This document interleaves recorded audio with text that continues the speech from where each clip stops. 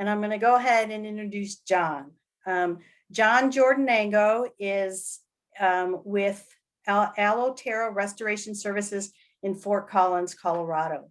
John has 24 years of experience in ecological restoration. Most of his knowledge is right here in Colorado. This includes developing seed mixes and plant pallets, soil amendments, and erosion control specifications, bioengineering, and stream restoration. Since 1998, John has been studying post-fire recovery in the Poudre River watershed and has been part of several research projects outlining the roles of revegetation and post-fire restoration efforts. He was heavily involved in the 2012 Hyde Park fire recovery efforts and currently serves on the Colorado Technical Advisory Team for fire and flood recovery. In his free time, John plays music throughout Larimer County and studies the interrelationship between ecosystem restoration and economic restoration. So with that, I am going to go ahead and turn this over to John. And keep in mind, we'll go ahead and ask questions throughout the presentation through the chat, and I'll go ahead and read those to John. So John, it's all yours. Thank you. It's good to be here. Can you hear me okay and see the screen? Yes, I can. Great. Well, welcome everybody. I was scrolling through the list. I noticed a few names, but a lot of folks I have not had the chance to meet in the past. And so, yeah, as Karen said, there'll be plenty of opportunities to ask questions. That is where the greatest learning happens. You know, I can't anticipate every question you have. And so what I've done is put together a number of slides that reflect some of the treatments I've been involved with, some of the research that really try to get to the point of, you know, when should restoration happen? When does restoration not need to happen? And if you decide that you think restoration is important for your land, I wanted to share some tips and ideas from some things I've learned over the years, from Buffalo Creek Fire to the Hayman Fire, multiple fires up in the Poudre River watershed, etc. So let's get started. Try to get started here. There we go. So it's important to talk about goals a little bit. And goals should drive every decision on the ground in terms of what you want to get done in your property. And typically after a fire, these are the primary goals. They're short term, usually 3 to 5 years is what we mean by short term. And we're trying to stabilize and revegetate hillsides that are at a high risk of erosion. Usually those are the areas that were burnt the worst, right? Everything is black on the ground. All the trees are dead. There's not even any brown needles on the trees. Those are those high severity burn areas. And typically those have the highest risk. They're on steep slopes, and water quality is a big deal, right? We as humans no longer have the luxury of moving after a disaster like this, right? We have very fixed infrastructure, which means, and we're heavily reliant upon high quality water, which means there is a reason to oftentimes to treat those areas of high risk. So water quality becomes an important goal. But also there are so many impacts to other infrastructure, roads, you know, the culverts under roads, fish hatcheries was something that we saw impacted after the Hyde Park fire, on and on and on. Even the foundations of buildings that end up being in a gully that they didn't know was a gully until after the fire burned through. But from an ecologist standpoint, and from Mother Nature's standpoint, it is not all bad. You know, fire is a natural part of our environment, of the Southern Rockies ecoregion, which is where we're at right here. And so there's a couple studies we'll talk about. You know, I'm not going to provide mind-numbing scientific information. We're keeping this fairly friendly that way. But there's been a couple of interesting studies that add some weight to some of these concepts. And one of them was back in late 90s, showed that about 80% of the plants that they saw in a post-fire recovery area actually were there before the fire, right? And we're gonna look at a few of those examples. Plants have natural dormancy mechanisms. That is those seeds, the seed coats of this flower here, Corydalis or golden Corydalis. It's gonna sit there in the ground waiting for the right disturbance conditions before it even sprouts. In this case, as far as we know from the information, These plants can have up to 180-year dormancy, just waiting for fire or some other disturbance, and they're bred for that. That is their opportunity to take advantage of the open resources, right? The light, the water. Oftentimes we get a nitrogen pulse after a fire, and these plants thrive in those conditions. There's a rare species, somewhat rare species of a geranium. It doesn't look like the geranium you might have in your potted plants, that has over a 2-year dormancy. And so they become rare in Colorado, or somewhat rare, perhaps because of fire suppression, right? And there's other plants that have similar dormancy mechanisms. And there was had a great opportunity to meet Kingsley Dixon, the gentleman quoted here on this paper, asking the question, him and his students out of Australia, what is it about fire that causes some plants to germinate more readily? Is it the heat? Is it the ground disturbance? Or is it something else?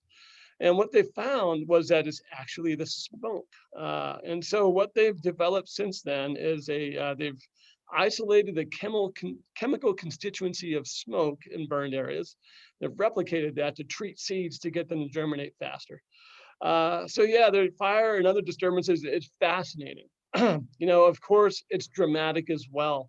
We work with so many private landowners after the High Park fire, and you're dealing with a situation where your hill slope is blackened, right? You're used to a dense green forest with wildflowers and things of that nature, and it's gone. It's difficult. But for other folks, they find it very fascinating, and it is interesting. And the science is still advancing as well. Not just the grasses, the wildflowers have some adaptability to disturbance, but even shrubs like this woods rose or not golden currant, wax currant, they have living buds under the ground that are going to resprout, right? And so nature obviously has its own means of recovering itself after a fire. One of the challenges was simply we've suppressed fires for so long in this country that oftentimes the severity of the fires are greater, or they're more frequent, or they last longer, or they're burning later into the season because of climate change or whatever. And again, we no longer are in a position as a society to move after these disturbances. So we are then required sometimes to treat the hillsides and to speed up the recovery process. And so restoration really, I don't have the definition up here per se. There's an organization, Society for Ecological Restoration, that really is a good holding place for research and practice. In essence, restoration is speeding up the natural process of recovery that systems typically go through via this process of succession. And again, our job is just to speed that up in a responsible way. So there are oftentimes reasons for reseeding and mulching. We're going to talk about mulching a little bit after a fire. This is the LaPorte CPW fish hatchery outside of Fort Collins after the High Park fire. It was full of ash, right? So there's a lot of downstream impacts. But roughly speaking, we're trying to increase the amount of cover of barren soils by plants and mulch. Instead of having black soil, we want more mulch on that ground and more grass and wildflowers and things. We'll talk about why that's important. In essence, reducing erosion and runoff from hillsides, reducing weed invasion as well. There are a lot of, we talked about some of the native plants that are adapted to disturbance. We have probably even more weeds that are even more aggressive that equally like disturbance. And we're going to show some research that underscored how revegetation could reduce weed invasion. And again, protecting downstream resources such as the fish hatcheries, water diversions, culverts, water quality. After the High Park fire, New Belgium Brewing had to weigh the difference between paying something like, don't quote me on the numbers, $10 million to increase their water quality screening, or some other treatment because of the fire, right, to protect the water quality going into their facility. The city of Greeley had similar decisions to make after the High Park fire, and every community does. So here are, here's a High Park fire burn area. If you guys can see my cursor here, down here was a research site on a private landowner's burnt property. It was burnt to a high severity. Fort Collins is just outside the map here. And yeah, about half, if I remember correctly, about half of this fire was on private property. The Cameron Peak fire, for instance, I think there was even less of that was on private property. Most of it was public. So we were fortunate to be able to work with this gentleman. And this is actually, it's him sawing the log in the screens here, but you can see that, Bob Reichert.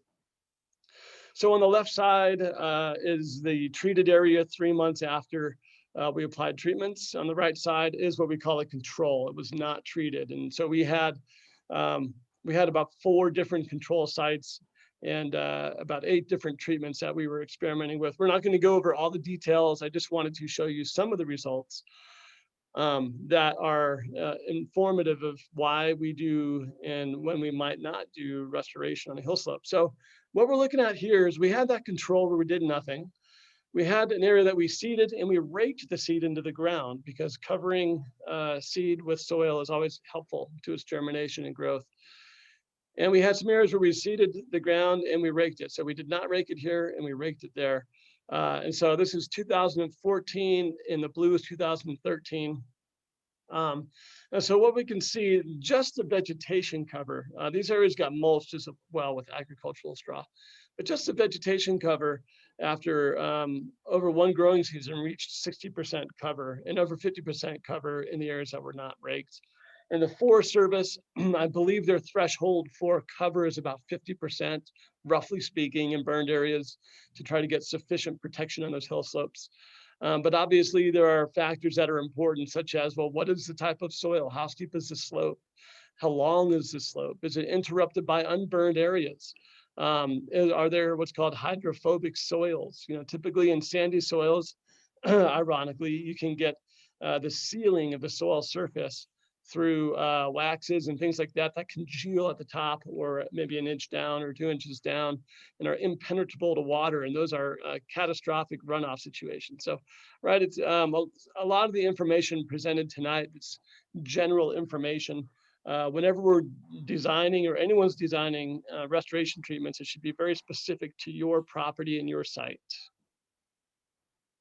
And so when we combine the mulch with the vegetation in that first year, 2013, following treatments, whether it was seeded or not seeded, we were almost 80% cover or a little bit more of that combined vegetation and that litter or that straw on the soil surface. And we're going to talk about why mulch, we call that mulch on the top, is also so important in addressing those goals we talked about earlier.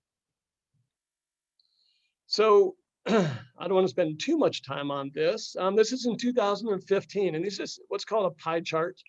And what we did is broke up all the vegetation on our research plots by the type of plant. Was it a native? Was it a perennial?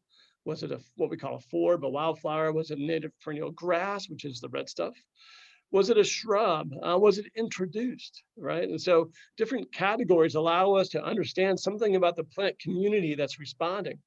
And so one thing I do want to show you is in this control here, again, when we did nothing, this wedge, this pie wedge there is about 11% relative cover of all the plants. 11% of them are basically introduced early successional or pioneer weeds. Up here, that same color, where we did the seeding, we got mostly native perennial grasses with a very small portion of weeds. But of course, that's what was in the seed mix, right? And grasses in a post-fire or a lot of restoration settings are very important because they have a high density of roots close to the soil surface. And many of them can spread quickly across the soil surface. So their ability to stabilize damaged or degraded hill slopes is very good compared to, say, a shrub that grows slowly or a pine tree.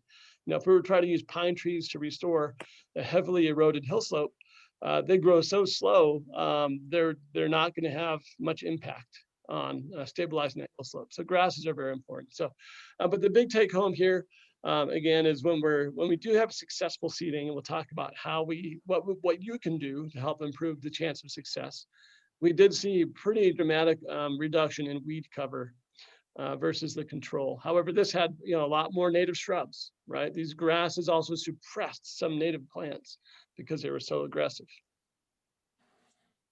Here's the same site again. On the left side was treated.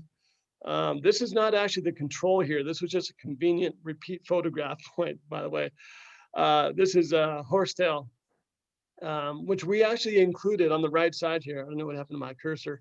This tall thing with the white flowers. We actually included that as a native plant because in some texts in the botany world, they consider that a native to Colorado, but many consider it non-native. And you can see that, where we seeded on the left side, there was almost none of this plant. If we considered it a weed, that weed number where we did nothing would have even been higher, right? That weed cover. But yeah, over time, this just shows too, greenery will come back. I know a lot of you are dealing with a blackened landscape. And this is, I cannot see the top here. Oh, there we go, 2015. This is, what would that be? 3 years after the burn, the High Park fire burn. And so we're seeing some greenery come back. A lot of that is non-natives, but don't despair, things will come back. We also had Pat Murphy from a partner company of ours run what's called the water erosion prediction project model to look at erosion potential on the different plots. And so the green bar there, again, is where nothing was done. And of course, the erosion potential was highest there. Where we raked, or if we didn't rake, we actually saw fairly lower erosion potential on those plots. So, and this is, there's a lot of data out there that does show mulch cover is one of the most important things you can do to protect a hill slope from erosion after. And seeding as well. We'll talk about the integration of seeding and mulch and why those two integrate well together to provide protection. But up to this point, I thought I'd just open it up for questions about that research. We're going to dive into some more practical matters soon here. Okay, John, I have one question for you. Can you cover what may need to be done where fire retardant was used? I have some areas where it was very heavy. That's a good question. I've never dealt with fire retardant. So it's hard to say. I don't know. That's a good question. I can't answer. If it's in a high burn area and you did want to seed that area though, and that retardant is actually serving as like a crust on the ground, you would need to break that up at the very least in order to get it seeded. But if it's an area where it wasn't that severely burnt and it's just covering the vegetation over time, I believe that retardant is designed to sort of go away. But again, I haven't worked with that directly, so yeah, I can't answer that with 100% confidence. It could be that someone else in the audience might have that experience. Perfect. Thanks, John. Sorry for the non-answer. Pardon me? Sorry for the non-answer. Sometimes that happens. The next question you'll be able to answer. For the research project that you did, how quickly after the fire did they plant and mulch? So how quickly after the fire did you establish that? Keeping in mind that High Park fire ended in July versus Cameron Peak, which ended in December. Yeah, oh my gosh, such a great question. And we're going to talk about that a little bit later. Timing is really important. And so we made sure on that project that our timing was perfect. And it was, and that was December. We were seeding that area, mulching it starting in, early November, and we finished in December. Besides the research plots, we had about 60 other acres that we were treating. And that was actually with wildlands restoration volunteers for Outdoor Colorado, and we had some youth corps up there, and some other groups. So it was a community effort. But again, the reason why that's important is seeds go through a winterization, or what some people call a vernalization, a freeze-thaw cycle that breaks that dormancy. And you want the seeds to be in the ground before our more predictable spring precipitation, right? The heavy March and April snows, the May rains, to give them the best chance of success. So that usually means a fall seeding. And we were seeding again in November and December. And also we used agricultural straw, which we'll talk about. And by doing it as late as possible, we get some snowfall on that. And it really helps to keep those things in place before the germination happens the following year. Versus, if we seed that in July, you're really opening up your risk to that straw blowing away. Every day that those seeds are on the ground, they're susceptible to being eaten by rodents, translocated downslope by water. They are respiring.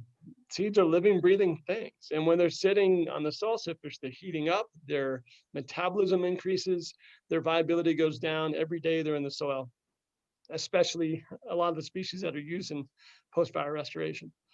So yeah, it was late December, and we can talk about that more later in terms of how important that timing is. Okay, I have another question here about the intensity of a fire. So does the temperature or the ferocity of a fire affect the region's ability to recover? And then will this be an issue for recovery in our region? And Nicole, I'm not sure about our region, if you're talking about up here in Larimer County or in another part of the state. But John, can you do your best to answer that?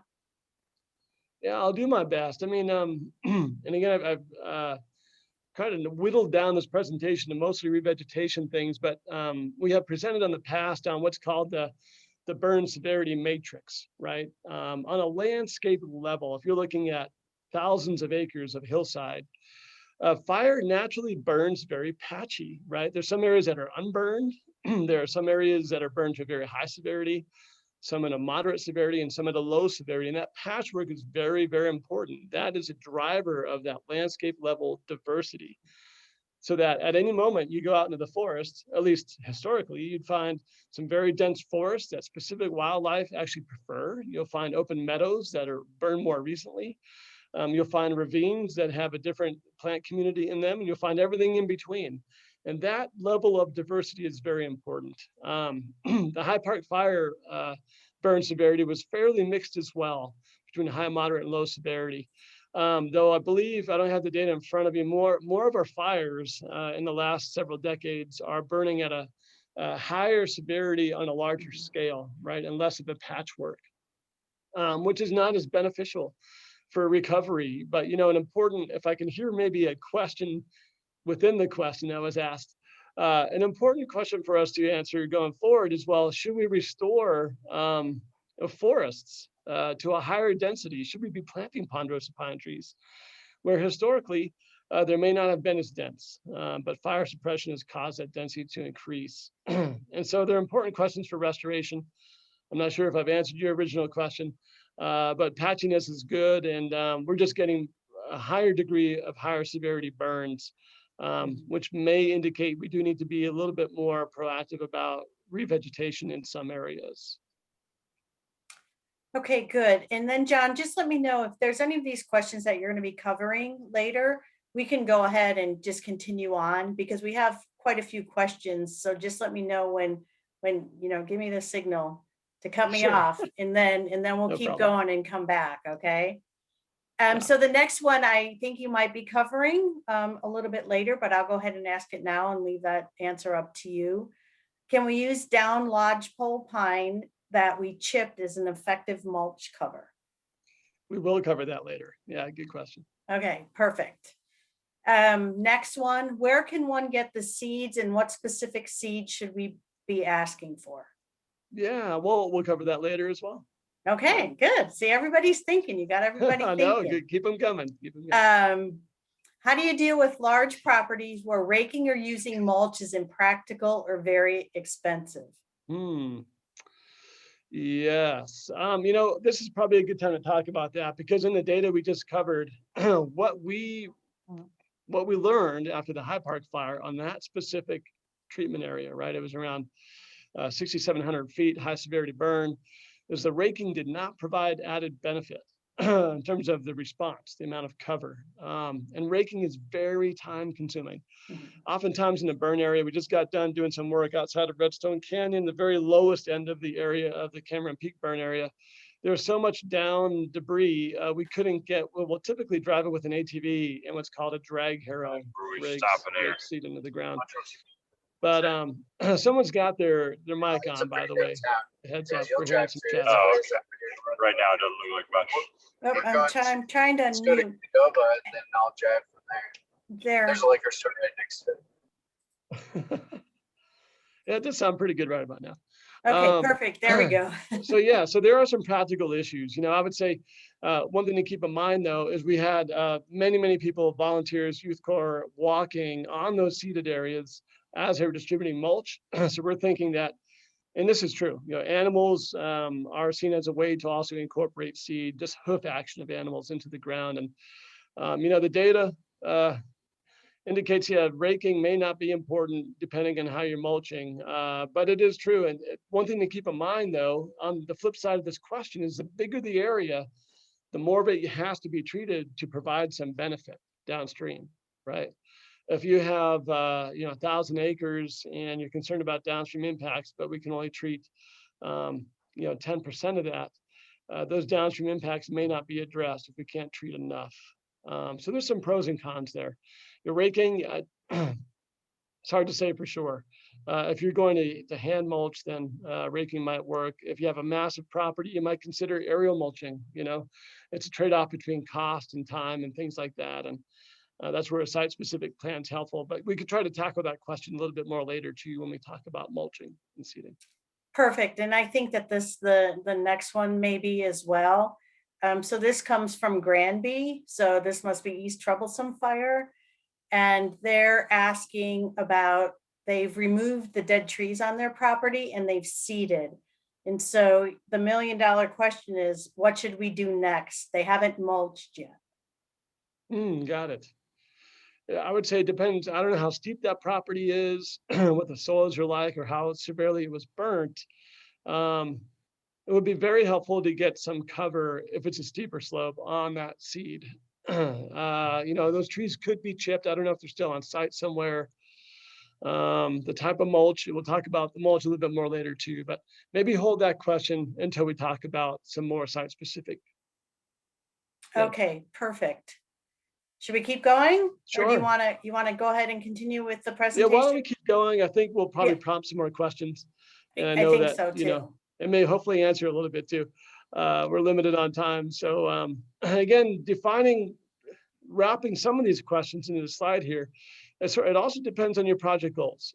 Some folks are okay letting their hill slope erode. If you don't have any downstream impacts you're concerned with, versus, a landowner, we worked in High Park Fire on her property. Their house was literally in the gully, right? They didn't know that until the fire, and it would flood every time that it burned. Every time it rained. And so they were very intent on doing everything they could upstream, what we call the contributing watershed. It is the watershed that's upstream of your point of concern, right? And so her house was at the bottom of the watershed, the contributing watershed above that. We had to treat that aggressively. So it sort of depends. And so their goal was, we want to protect our house. Some folks want to increase biological diversity. Maybe it was a poor site before the fire. Maybe they want to stabilize eroding banks on their property because they're growing Christmas trees or whatever, or have some other agricultural operations that are falling apart. They just want to improve wildlife habitat, or maybe just pure ecological restoration. Again, maybe the site wasn't great before the fire and they want something more diverse or functional after the fire. So it really depends also on your goals. There isn't no one right way to do any restoration work. You can imagine, to use an analogy, if all of us, I think there's 100 some odd folks here, wanting to design a house, wanting to live in, the designs for that house are going to depend on your goals, right? It'll depend on your budget, all sorts of things. Not one of us is going to design the same house. And it's similar with restoration. It sort of depends on the goals, on your budget. But what might be different is it also depends on the state of the land, how badly it was burnt, what the soils are like, how steep it is, what it was like before the fire. Those also determine how to treat the site. So we're going to look at a couple of statistics from the Cameron Peak burn area. That's about here in Larimer County, though this is funny. I put this slide together while the fire was still burning. And so this yellow circle extended to the east quite a bit, very quickly, I might add. So now it spans somewhere between, I think it was 6,000 feet and 10,500 feet, a massive elevation range in this fire. And so what we do when we're developing seed mixes is a big cut is a geography and the elevation in the soils of the site. And so, we went through our revegetation matrix for the state, And, you know, I want you guys, we're not going to ask for answers here, but I want you to think about this. Try to answer these questions in your mind and see how close you are. You know, within the Cameron Peak burn area, how many plants could exist there? Think about that. And then from the data we have from actual known records in this area, there's 1,200. There's about 3,300 plants in Colorado total. So 1,200 is a huge number, again, because of that really massive elevation range within this one burn. How many plants are available for restoration in the burn area? 450. So we keep pretty close tabs as a company as to what's available commercially via seed vendors. We'll talk about those later too. There's a lot of plant material available, so you really can get usually what you need for a fire. Forbs, or those insect pollinated wildflowers, like in the bottom left screen there, there's about almost 1,000 in this area. Willows and some other non-natives is a big one though. Again, 240, right? And so when you start thinking about what's available to you, for you to do restoration and what some of the risks are, such as, well, the non-natives in the area, it helps you to put together a picture of how to approach restoration. Here's some key components of a seed mix, because many of you who are going to be doing revegetation work, you're going to see a seed tag. You might even see a seed mix before it's ordered from the not the nursery, but the seed vendor. So it's helpful to know what you might see there. You're going to see a scientific name. You should anyhow. USDA is United States Department of Agriculture. And the scientific name is that name that should not vary from state to state, right? It's a unique name for that species versus the common name for that same species is going to vary region to region, right? Because it's what we call it a common name. It's what people call it locally. So you'll see both of those things on there. A life history trait is what we looked at in those pie charts, right? Is it a native perennial forb? Is it a native perennial grass? Is it a shrub? Is it a tree? Those are the life history traits. And those life history traits indicate how we might use those species in a seed mix. And the other percent of the mix, right, that each species, so 1% of the mix has this Indian hemp in it. In this example, this is actually not for fire recovery, just a heads up, it's from another project. We can look at all the grasses, and this is where we start playing around and look at the percent of grass cover, right? And we even have like an erosion potential for species as well. And we can break this up to say, well, what percent of grass do we want? Because we're looking at controlling a hillside, erosion on a hillside. And typically, you know, I usually like around 80% grass cover for erosion control projects. And the remainder can be native wildflowers and things that don't provide as much hill slope protection. There's another thing you'll see here, which is PLS, pure live seed. And this is important. I realize, you know, not everyone in the call is aspiring to, you know, get a degree in restoration, but when it comes to ordering seeds, you've all, or many of you have heard the word chaff, right? You can imagine through the seed growing and harvesting operation, there can be a lot of non-desirable stuff in there, including weed seeds. There might be some things like wheat or rye or oats that got left over in there. You'll find stubble, like the stalks below the seeds. You'll find all sorts of things that are not seeds. And so it's really important when you're ordering seeds to make sure they provided to you with PLS data, pure live seeds. And so for this project, we had 12 pounds of pure live seeds going on the ground per acre. And so we're actually able to put in how many seeds per pound we wanted and how many acres were treated. Or sometimes we do seeds per square foot. And then that spits out how many pounds via the black box of equations behind the scenes. Anyhow, some of the common things you'll see in the seed mix, and we're going to show Larimer County just came out with a preferred seed mix for some areas in the Cameron Peak burn area, and we'll take a look at how they put that together as well. And here it is here. So they worked with Ed Redente. He is a longtime restoration ecologist and a researcher through CSU who's now retired, but he worked with Larimer County to put together this list. This actually has some really good diversity in this list. There's a good mix of native perennial forbs that we talked about earlier. There's wildflowers. There's a lot of grass cover in here. They have this in pure live seeds, right? A seeding rate. And so, yeah, this is a mix. Again, this will be recorded. You can grab this online. This is what they're recommending. but it's just one mix. And so I took a quick look at this. I didn't have a chance to really tease it apart completely, but my first glance is that this would be more appropriate for those middle elevations. And so in the Cameron Peak burn area, if you live somewhere between, 6,500 feet and maybe 8,500 feet, this would be a fairly good mix for that, but it's not tailored to all those elevation ranges. Again, the burn went up to about 10,500. So, but this is what they're recommending for now. They're looking for a little bit more input. This might get tweaked again later, but good diversity in here, which I think is great. And here again, here's a picture of volunteers raking seed into the soil. You can see all the slash that's down here.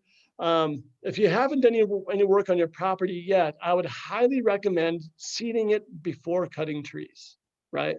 Because just walking around the site, we think about it strategically, now that you're learning a few things, right? Just by you walking around the site, you're working those seeds into the ground and you have more access to those seeded areas. If you wanted to get an ATV in with what's called a drag harrow, it's a big fence, metal looking fencing drug behind it, churns up the soil. You can do that, but once you have these logs on the ground, you lose that ability. But anyhow, this is raking that seed into the ground in the research plots.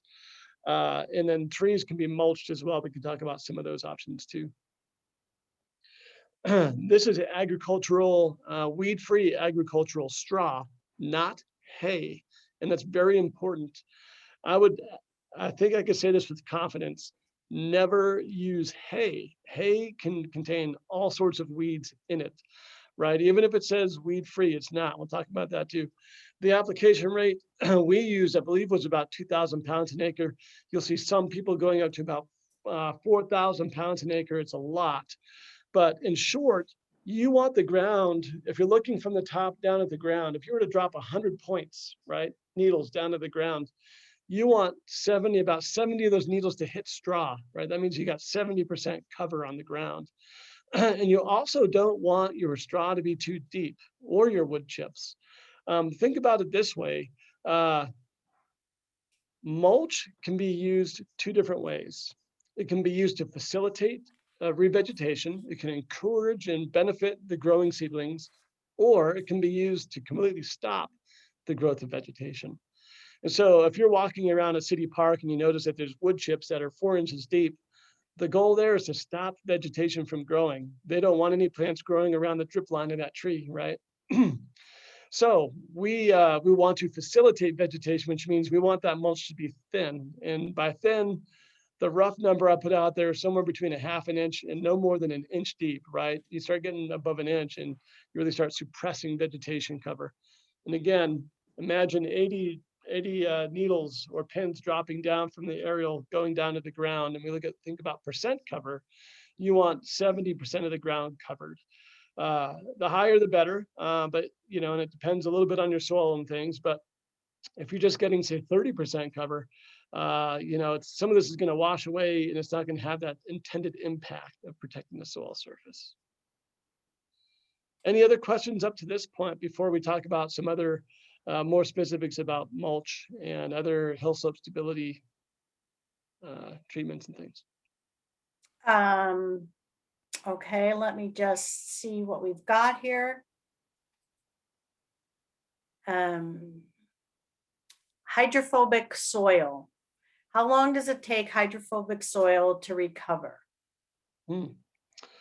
I do not remember the the answer to that. The general recovery after fires is about 3 to 5 years. In ecology, though, we're safe because we can usually say it depends. And right, it's usually true, right? Mother Nature is complicated, and so it'll depend how thick that layer is, how deep it is, how steep those hill slopes are. I would give it at least 3 years before the hydrophobicity goes away, roughly speaking. But you can also break that up. And before you take any actions to break that hydrophobicity up, again, that impermeable organic layer, that crust, you should have it tested, right? See how deep it is. If it's close to the soil surface, that means, it could be just by walking around on it, you're going to break it up anyhow, right? If you're doing forestry work, if you're seeding, you're walking on it, distributing mulch, and you got a lot of folks walking around out there, that natural hoof action or foot action is going to break up that hydrophobicity if it's near the soil surface, right? If it's deeper than that, yeah, you may not have as good of a chance of breaking it up without some sort of mechanical ripping or disking or something. Great, thanks, John. Soil additives, is that something that you recommend or something that you may be talking about a little bit later? Yeah, the only thing I was going to talk about is to not put soil additives in a post-fire setting. It's usually not needed. And one of the reasons is, remember the weed number in the Cameron Peak burn areas, we had something like 120 weed species, right? And weeds generally like soil amendments. They generally like nitrogen, right? They respond favorably. They're going to grow faster. And in a burn area, not always, but typically, yeah, okay, I can't give you a valid percentage of the time, maybe 50%.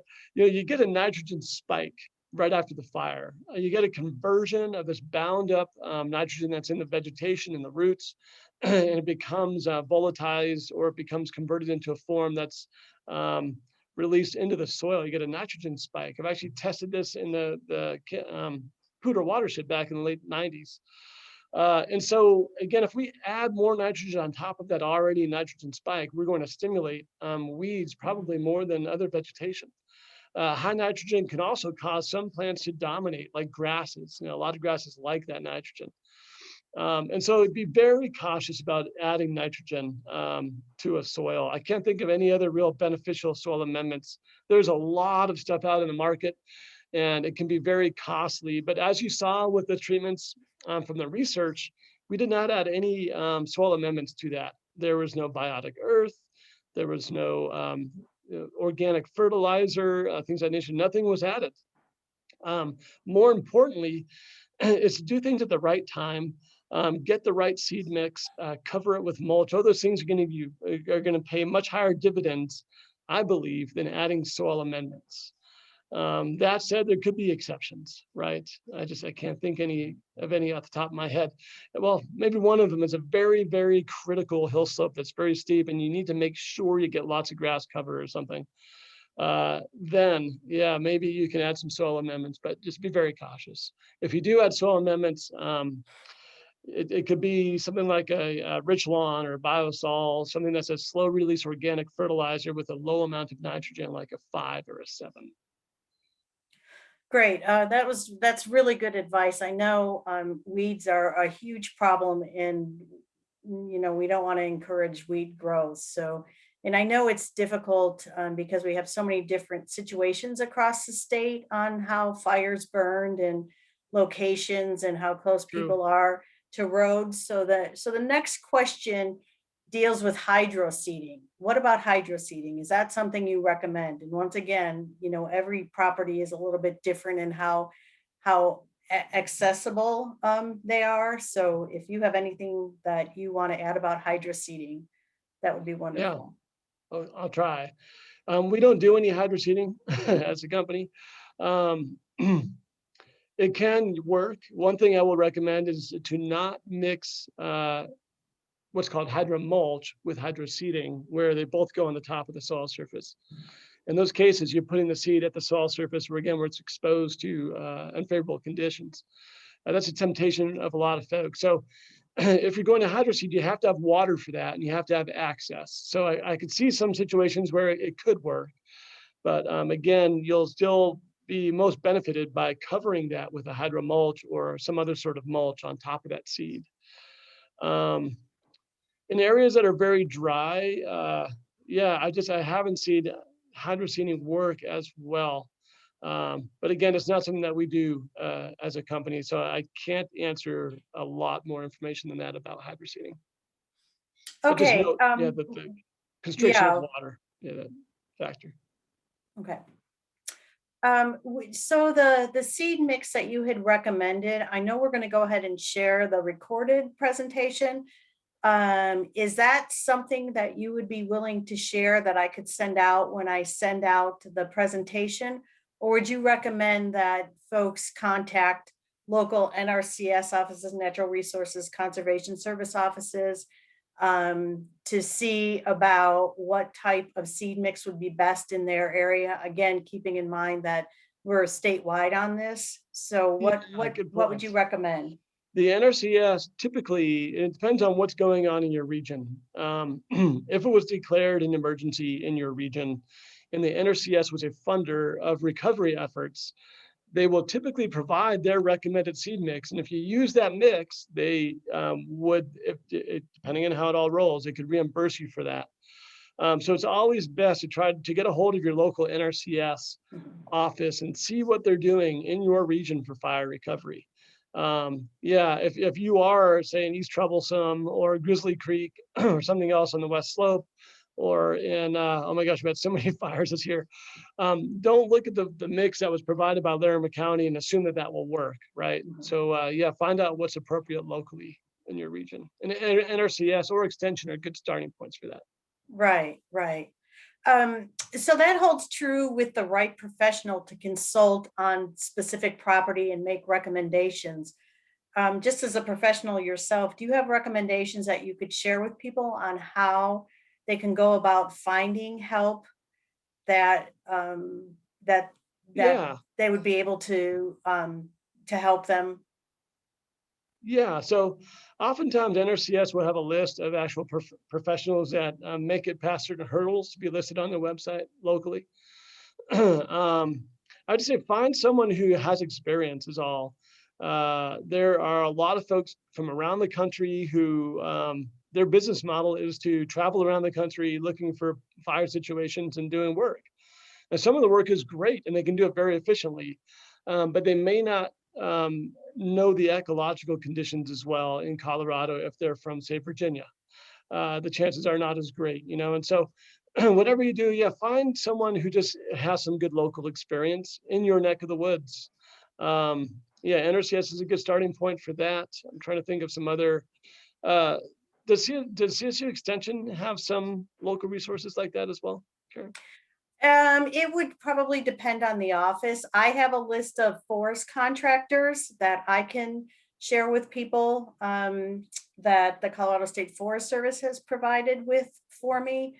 However, as far as individuals, it would depend on your county. You can always check with your local extension office to see if they may have started to compile a list, especially if it was an area that was hit pretty hard by fire. They may actually be compiling a list of consultants that could help people. So that's another NRCS, your local extension office is a great resource for you. Yeah, it's hard to find companies like this in the yellow pages. Right. You try to Google search, I suppose. Yeah, and type in things like, you know, post-fire revegetation ecology and see what happens. Okay, let's do one more here on mulching. Somebody just wanted to check in that said it's better to seed under the mulch, correct? Yes, and we're going to talk about that next. Okay, all right. Off on that. The suggestion for very windy areas where straw or wood chips would blow away. Boy, So people are that's like so anticipating. Yes, we'll talk about that next too. okay. We're on the This is same a page. All right. good place to stop then. Perfect. Excellent. All right. All right, keep them coming. Here we go. Well, and I'll start with this. Never treat alone. There are synergies that arrive when you combine treatments. Again, if you just seed, if you just aerially drop seed on the ground and do nothing else, it's not as effective as if you add mulch. It's even more effective, again, if you walk on it or mix that seed into the ground. And so combining treatments is always the best way to go. And so, again, just a couple of points here for that is seeded areas are more successful when they're covered with mulch. Someone just pointed out. Mulch, and it's funny how the feedback loops on this work. Mulch stays on the ground better when vegetation is growing up through it, right? If we put agricultural straw on the ground and there's no vegetation coming up, it's very susceptible to wind. However, when we have the what's called the culms or the stems of grasses and other plants growing up through it, they're breaking the velocity of the wind at the soil surface, and they're actually physically locking that mulch into the ground. And so there's a synergy here by doing those things together. Gullies, and we'll talk about gullies later, these eroded swales, if you will, that are in the bottom of the watershed. They become more stable and at less risk of erosion when the hillsides above them, that contributing watershed, when those areas are covered by mulch and vegetation, there's less water coming down into those gullies, right? So again, these combined treatments provide a better outcome. Even weed management is more effective when you have a lot of desirable plants growing in that treated area, right? If you're just spraying weeds, but there's nothing else desirable growing there, well, you're going to continue to spray weeds for a while and then cause an erosion problem if nothing does come in, right? So all these treatments are synergistic that way. So what are the benefits of mulch? We're going to imagine this. This is an exact 1 cubic yard of soil in the earth, and we're looking sideways at it, right? We've dug a hole and we're staring at the side of the soil. We're crouched down in a trough. And one of the important things to realize, I should have kept this other slide in here from my backyard, which was really mind-blowing. There's a capillary rise, right? Because of the attractive forces of water, they bind to each other and they bind to other particles.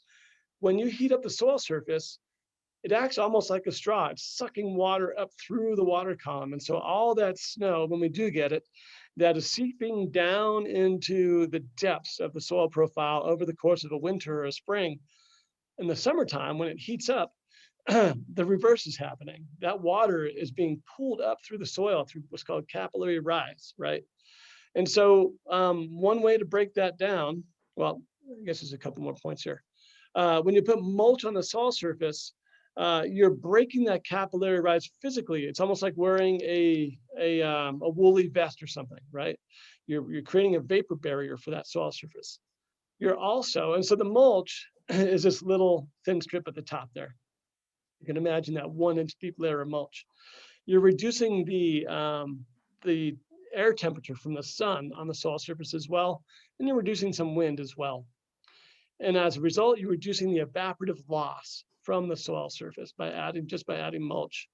You're also increasing the soil porosity of the soil surface, because when rain is pounding on the soil, oftentimes, not always, you get what's called surface sealing, right? You're dislodging soil particles. You've probably seen this on the side of your car. If you have dirt next to the side of your house after a rain, you'll see that soil coats the side of your house or your car, right? It's just, and so when those particles break down, they can plug the holes, right, that are actually naturally in the soil. Over time, in a healthy soil, you rarely get water running over the surface. It's all infiltrating into the ground. But after a disturbance like a fire, you've broken that down. You've destroyed that natural porosity.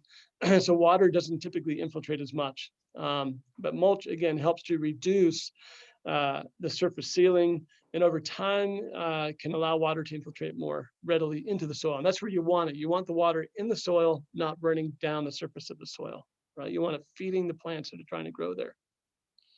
Also, there could be a lot of herbivory from birds and rodents. And so simply covering the soil can help reduce that herbivory. So there's something called rilling. A bunch of photos I wasn't able to squeeze into tonight. There's a bunch of other terms about erosion. Rilling is a typical one. This is a shallow little, 1 inch rivulet forming on a steep hillside that is not covered with any vegetation, or it's got even some rocks in here and it's still eroding. This is up on an alpine peak here in Colorado. And over time, though, it leads to this. Okay, this is a little dramatic, right? But, it forms bigger gullies. I didn't include those bigger gully pictures, but over time, this physical process of degradation, when we have what's called a flashier flow, when your entire contributing watershed has been denuded of vegetation, when the soil is disrupted, those pores are gone, right? There's no mulch, there's no litter on the ground. When it does rain, the water is actually running off much faster. Again, it's not infiltrating into the ground. And so most of it is going into these gullies, and it cuts downward, right? And it erodes the ground. That's what we call a gully or a canyon or a rill, depending on the severity of it.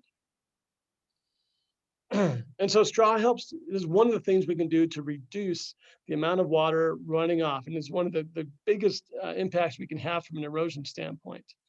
So this is agricultural straw. We talked about the cover rating of 70% cover, not more than 1 inch deep, and somewhere between, depending on the straw bales and how steep the slopes are, somewhere around 2,000 to 4,000 pounds an acre. But there's some challenges with with agricultural straw. And I'll reiterate again, do not use hay, right? Hay can have lots of weeds. And so there is a certified weed-free straw and seed act of Colorado. Sorry, I guess it's part of the Noxious Weed Act. That does a fairly good job at minimizing the presence of weeds in seed that you buy and in straw and in other materials, right? But a couple of things to keep in mind is it cannot guarantee that it's weed free entirely, right? It can include things like cheatgrass, smooth brome, some thistles, and other plants up to a certain level. Because again, I think it's a practicality issue for most growers. Really, if you have an act that says there shall not be any, there should be zero weeds, you're going to get very low compliance. It's just difficult. Every grower has an ability to do that differently, right? And so always check with your grower. The project we did, the research project, we actually inspected the fields in the staging areas where we got the straw from to see what kind of weed remnants we could find there, and we didn't find any. So we had a lot of confidence in that grower. It can include some noxious weeds as well. Up to 200 seeds per pound of restricted weeds can be included. Another thing to consider is source locally, right? If you have someone locally growing your straw, they probably, if they have any weeds in their fields, there are already weeds that occur in your area, versus if you were to get some straw from a different state, right? In California, they have, for instance, yellow star thistle, which is horrendous. We don't want it in Western Colorado. We don't want it in the plains of Eastern Colorado.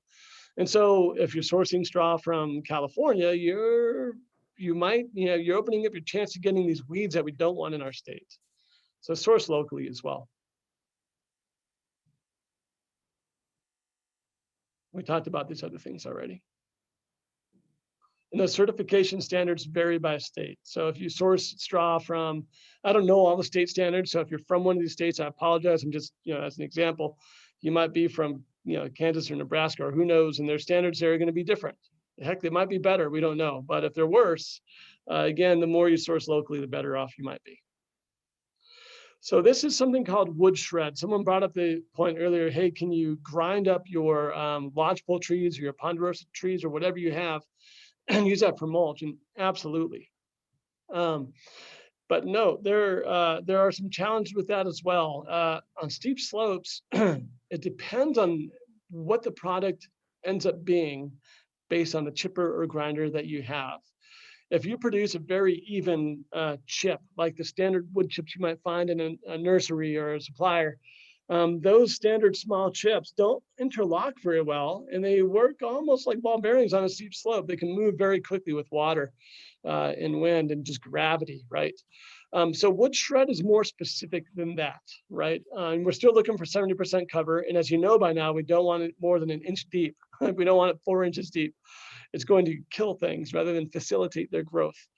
But wood shred, you'll find some specifications on the Forest Service website. If you just type in wood shred and BAER, B-A-E-R, Burned Area Emergency Response and Recovery, they actually have some specifications for this. And it's meant so that you have variations in particle sizes, lengths, so that they interlock, and they're a little bit heavier than those wood chips, and they stay on the hill slope better.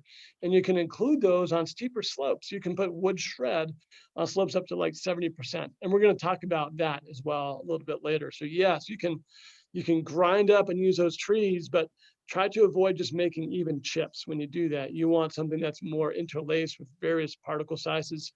You can find those specifications from the Forest Service. Oh, oops, sorry. It's also not for folks who do wood shred, if they're good at it, they can do it fairly inexpensively. You could also, I guess while we're talking about this, you can do what's called mastication. You can get a machine that has a grinding head on it, a tracked machine, and bulldozers track up and down slopes fairly darn easily. I know because we've done that. And it can grind whole trees down and make mulch of it on the spot. The challenge there, again, is you want to make sure the particle sizes are good and diverse, and you don't want to get too deep, And so, for instance, I was working with the Denver Mountain Parks a couple months ago, and their trees were so dense where they were doing some thinning treatments that they masticated that on site with equipment. But there were so many trees that it just got, the mulch was too deep. I'd imagine if you're going to do that, just be careful and think about that. and work with your contractor to make sure you're not getting that mulch too deep. There's aerial seeding and aerial mulching. Again, I think that there's some pros and cons to this. It is expensive. And you would do something like this where either you had a lot of money or a lot of acreage to cover, like one person mentioned earlier on the west slope. By a lot, I'd say you're looking at several hundred acres or maybe over 1,000 acres to make it cost efficient. And again, timing is really critical on these things. We saw a lot of aerial mulched areas after High Park Fire and Gila Gulch Fire in 2012 and in 2013. A lot of that blown away. It did not stick. So just because something's expensive doesn't mean it's going to work. So we're going to talk a little bit about, again, those gullies, those areas, where we might get a little bit more concentrated water flow at the bottom of the watershed, right, where that water is going to run off and collect. Those are unique areas, and just putting mulch there and seed may not be enough for those areas. So one of them, and we're going to go kind of, if I did this right, levels of severity based on how steep, what we call the gradient of the slope. So in these low-lying areas that are not very steep, I've got a little pop-up screen that keeps blocking my title, so I can't see all the numbers there. Not your problem. But anyhow, the least steep gradients, there's something called a one rock dam. And you can see what's going on here is it provides short-term protection. It slows down and it disperses the concentration of moving water to reduce the erosive power of that water. At the same time, it facilitates plants growing in between those rocks. It's like a rock blanket. And on low gradient areas that are not that steep, but there is some flowing water, it's a very helpful way. And you have a series of these on the hill slope to break that up and facilitate revegetation. This is a very gravelly, very poor site, actually outside of Salida. And we did add some very minor soil amendments to this, and we had some pretty good results, but it's a very sandy and very poor site. FYI. So a little bit more intense is erosion blanket or erosion control blanket. You'll see it, sometimes abbreviated ECB, but just erosion blanket.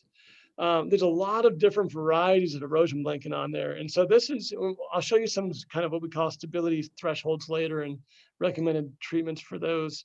But the steeper the slope, the erosion blanket is one of the best things that you can do. It facilitates the germination of seedlings really well. It holds up to wind. It's got to be adhered to the soil surface pretty well though too. And I will recommend, again, there's a great variety of products out there. Really do your best, spend a little bit more to get 100% biodegradable product. We've seen, I couldn't present all the photos in here, but of a photo of a dead snake wrapped up in some plastic blanket on a restoration site.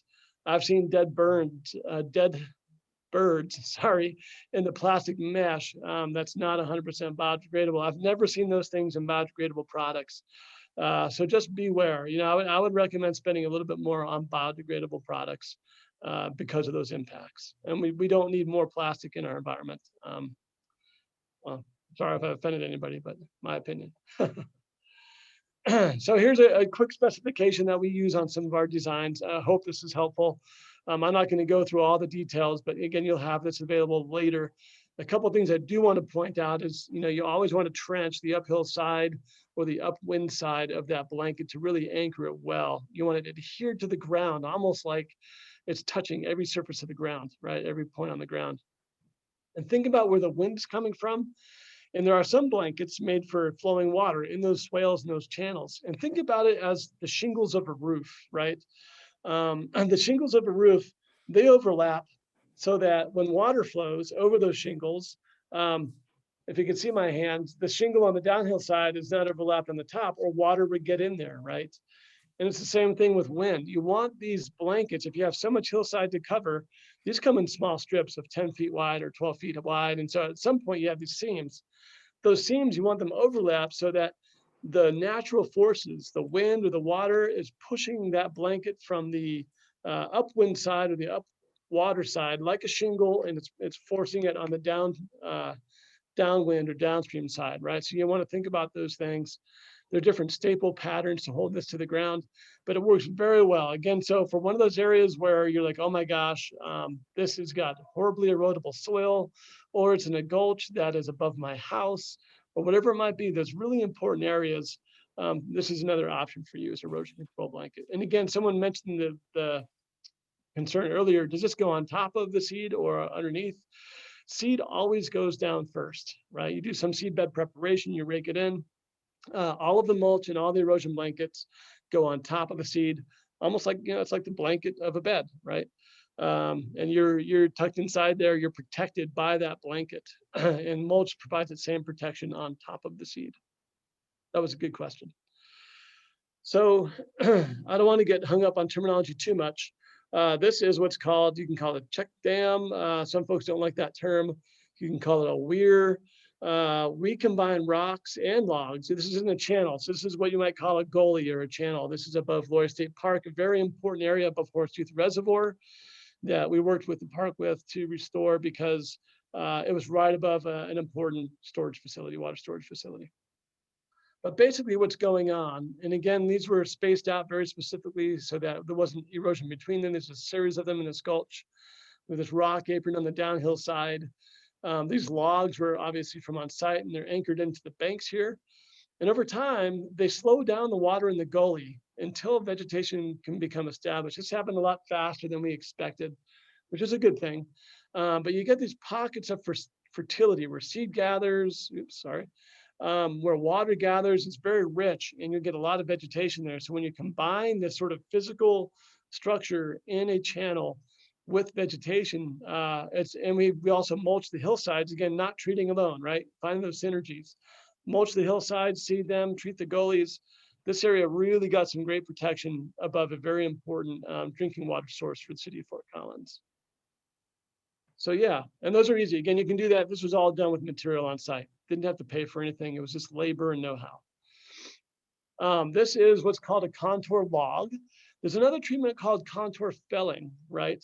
Contour felling is, and the contour is if you fill up your bathtub and you're sitting in there, the contour is that even area that the water is hitting all the way around the bathtub, right? That's the contour. And if you were to fill up an entire watershed, the contour would be where that water hits. It's that area that is, we call it perpendicular to the flow of water. So this log is perpendicular to the flow of water on the slope. It's on the contour. And so you notice too, this log is buried in the ground. We took all the branches off of it. And it is time consuming. Now this log over here in the sidebar, if we didn't take those branches off, and I've seen this over and over again, we just filled the logs on the contour, did nothing else. Over 90% of the log, just throwing a number out there, is actually not touching the ground and it's not slowing down water. It's not doing what it could be doing. If you're going to be using logs on your property, you have to get the entire log in touch with the ground and even buried in the ground a little bit. So we'll dig a trench, lay the log in there, backfill a little bit, and lo and behold, you get vegetation growing there. And this is a wattle, so very similar. It's on the contour. This is a designed product, and the contour changes. You can see we're following the contour. You can actually measure this very easily with a level or something, or the bubble in your water bottle, right? There's different ways to measure the contour. The same thing, it slows down the force and the flow of the water. And we'll talk about the spacing of these things. When combined with straw and seed, it can help in certain areas to protect the hillslope from erosion. So what we do with logs and with wattles, and this is something that we got, we kind of retooled from the NRCS, is you're spacing these across the hill slope. So we're going from the top down to the bottom. And so almost like, imagine like a, what do you call a pinball machine. That ball is hopping back and forth between these wattles. If that was the water hopping back and forth, every time water turns, you're reducing the erosive force of that water, right? Versus just running straight down. You're reducing the length of time, or the length of the slope that's being treated or eroded by water, and reducing that length is really important.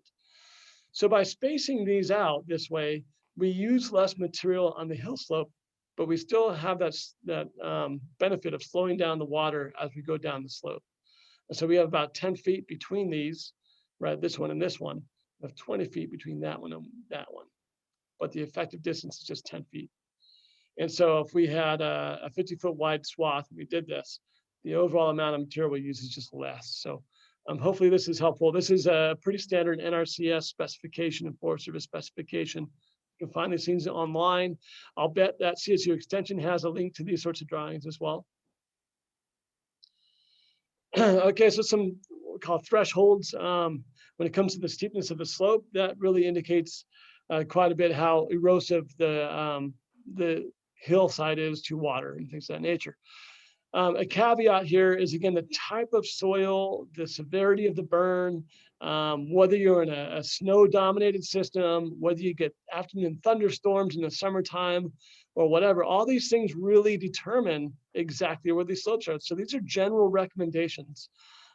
Keep that in mind. Again, your site will determine exactly what should happen. But generally speaking, these erosion control blankets are really appropriate, and they're costly, so you don't want to use them everywhere, right? They're appropriate on the steeper slopes, so a 30% grade, or converting that to degrees, about 17 degrees. But also, if you're in areas of very high wind or high flowing water, they could be beneficial in those areas as well. These do not move when they're installed correctly. Versus, agricultural straw, you want to use those on lower slopes that are less than 20%. They just don't stick as well. And in low wind areas, that area, again, the research plot where you saw us applying the agricultural straw, timing was important. Again, done in December, we got some snow on top of that. It didn't move. We had good revegetation next spring, and I feel like we didn't lose any straw on that site, which is amazing. And so to admit, some of the slopes were actually steeper than 20%. But again, the timing was important, and we had a combination of treatments that worked really well. Again, wood straw and wood shred. So wood straw, we didn't show that, but it's an engineered product that works very similar to wood shred. It's another Forest Service design product where they create a veneer from beetle kill logs or whatever, and then they cut that up like pixie sticks and they interlock, and they're not as susceptible to wind erosion. And so those can be used on steeper slopes, 20 to 40% as compared to the agricultural straw. And the erosion blanket, you can go very steep on those. And some folks will even use wood shred and things on steeper slopes, 60%. But again, it depends on your site. And both of these things hold up very well to wind too. There's other things you can do if you're trying to balance budget.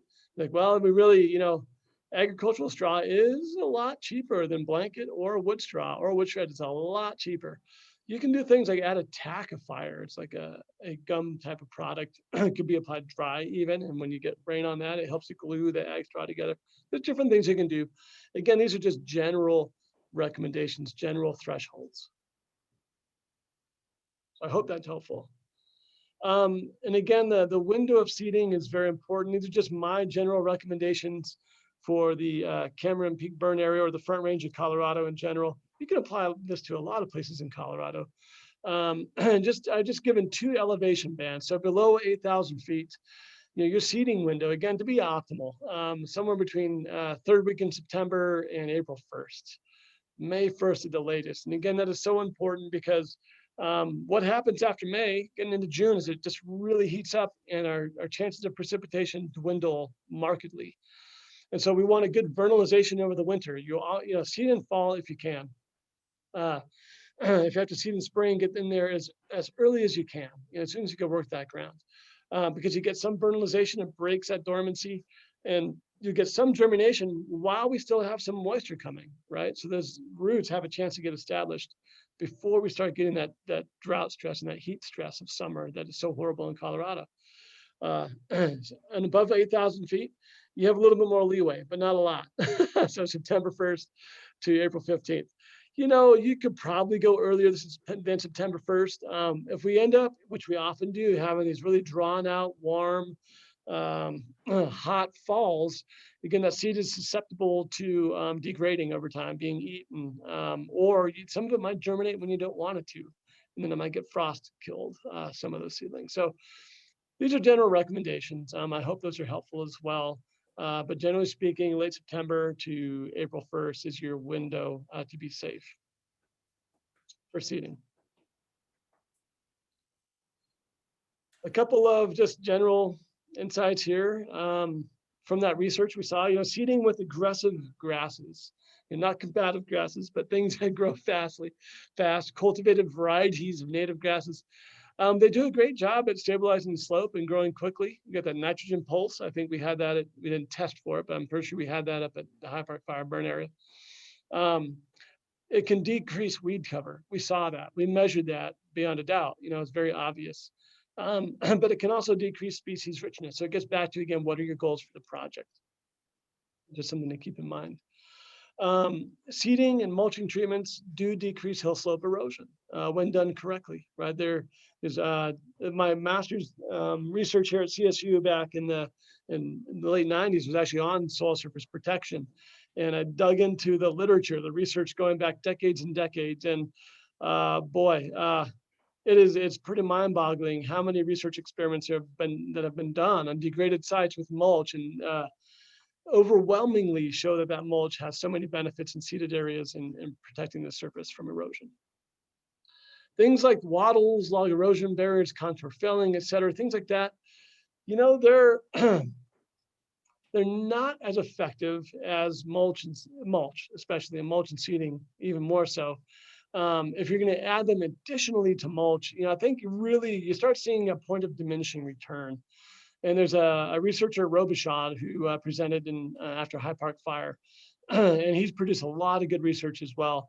And his observations, he's been doing this longer than I have, is the same thing. And the contour felling, the log erosion barriers, the wattles provide marginal added benefits. You really would use those where it's really important, right? Or you have the budget and you just really, for whatever reason, your site is a very high risk.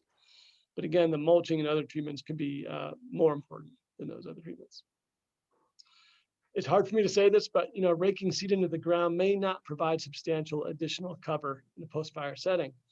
Again, with the caveat that if you have to work, we had applied mulch, and if you're felling trees and things and you seed first, that hoof action or your foot action of working that soil into the ground may have been why we didn't see the market difference in our treated plots. And so again, it's usually, I wouldn't say usually, always, as a company, we always recommend covering that seed. It is a classical treatment.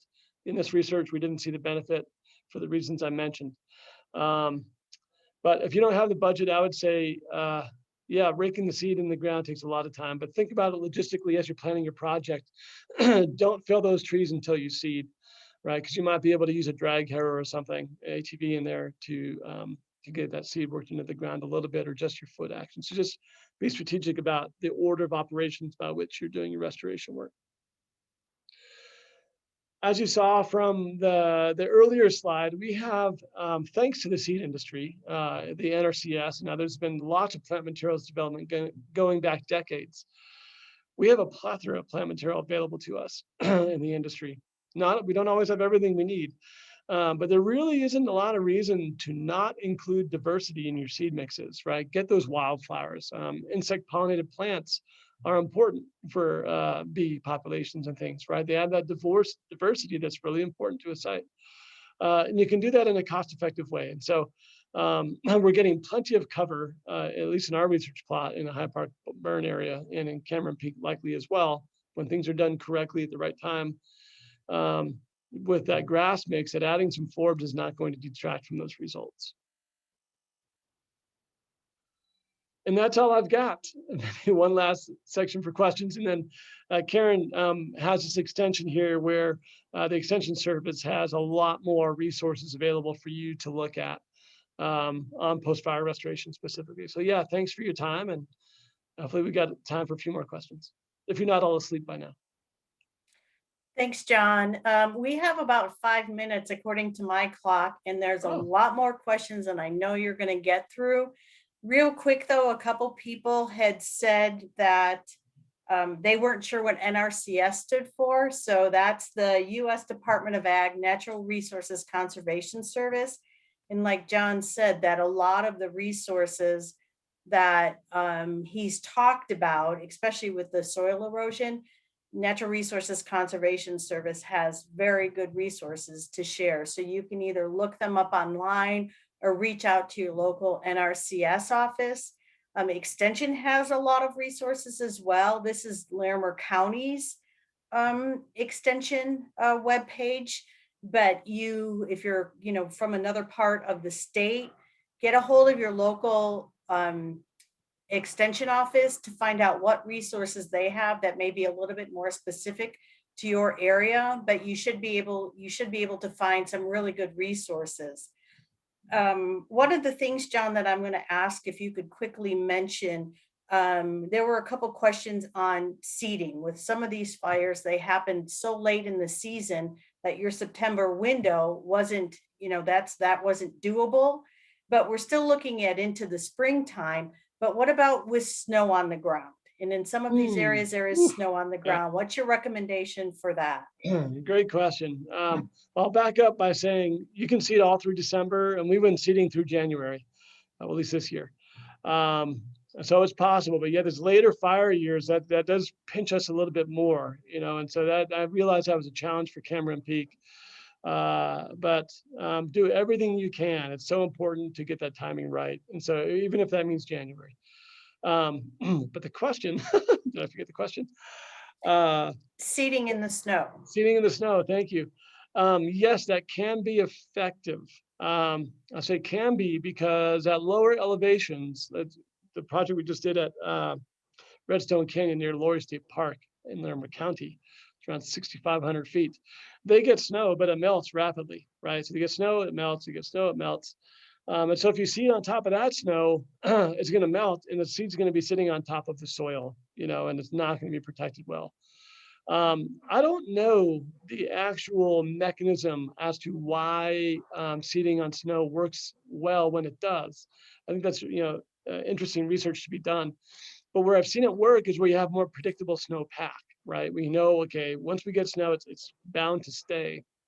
And in that case, what I do see, which is interesting, is the seeds they can hold heat better than the surface of the snow, right? And so what they do is I've seen seeds melting down through the snowpack, which is very cool, all the way down to the bottom. And so they sort of get the mulch serves as a blanket for them throughout the winter. And it's keeping them insulated, right? And then in the springtime, they're getting a great vernalization and you get this moist pocket and boom, they spring out of the ground fairly well.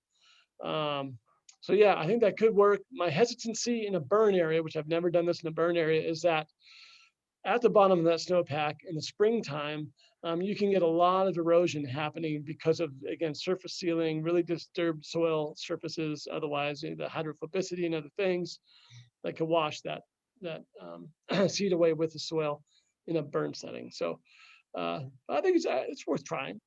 Yeah, in a high snowpack.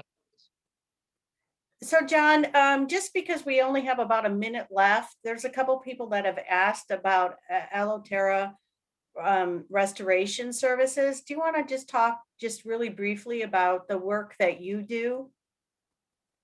Sure. We love the work we do. I mean, it's I started this business about 7 years ago because I really enjoy restoration.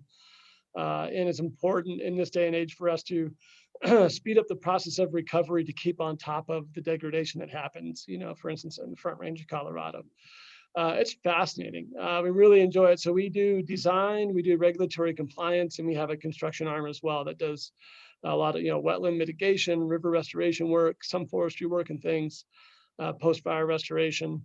But we're just about 25 people, and we work, mostly in Colorado on the west slope a little bit, mostly on the Front Range. We have a good time doing what we're doing, and it's about, I guess, I don't want to spend too much more time on that, but yeah, we have a website you can go to as well. My email is at the front of the slide. Okay, wonderful. Well, what I'm going to do, since we're right at 7 o'clock, is I just want to remind everybody that this was recorded, and we will go ahead and send it out. There were a lot of questions that we weren't able to get answered. I'm sorry about that. I had a feeling that was going to happen because there's just been so much inquiry as to, what to do on people's private property. So what I'm going to go ahead and do is I will save the chat and do my best to kind of direct some questions, either send it to John, answer them myself. And once again, if you have a specific question and you're not in Larimer County, reach out to your local Natural Resources Conservation Service office or your local extension office and they will have resources to share with you, and they may be able to answer your very specific questions as well. So with that, I'm going to go and say goodnight to everybody, and thank you all so much for joining us. Just a reminder that next week, we'll have Mike Hughes from the Colorado State Forest Service coming to talk to us about trees, what to look for in trees on your property, if they possibly have survived or not, and looking at the best way to reseed with seedling trees. So you've got the link to that, and hopefully you'll join us next week. And I want to thank John so much for coming and talking about all the work that you've done. And hopefully a lot of you found this very valuable in answering some of your questions on what to do, what not to do. So with that, John, I'm going to thank you and say goodnight to everybody. You're welcome. Good luck with your projects, everybody. Good night. Thanks, John. Karen.